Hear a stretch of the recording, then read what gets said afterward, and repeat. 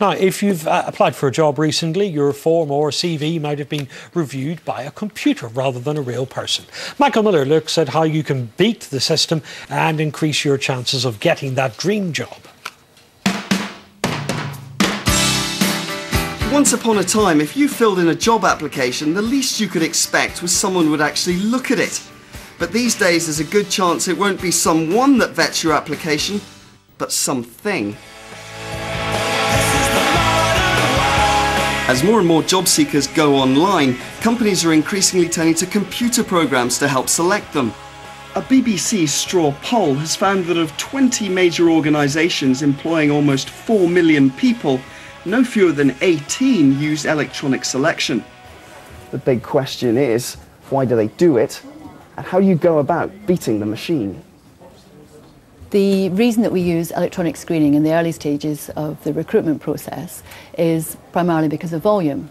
Globally, we get thousands of applications for every one of our roles, and so it really does help in the beginning of the recruitment process.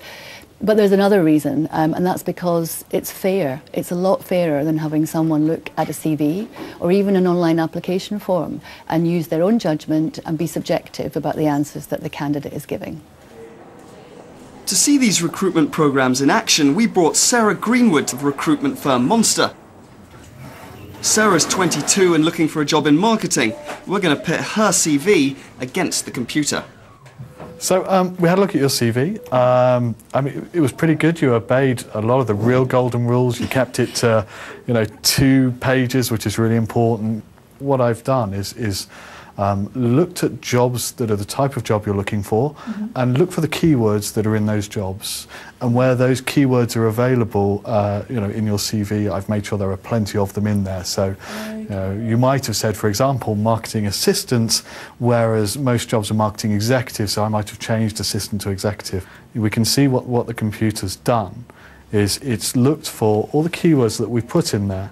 And because they're appearing regularly and because they're nice and near the top, that's given you a very good ranking.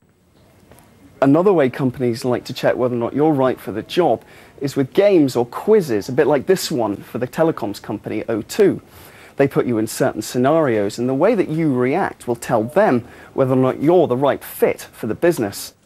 We take some fairly detailed psychometric assessment work of the current individuals who are successful in those roles.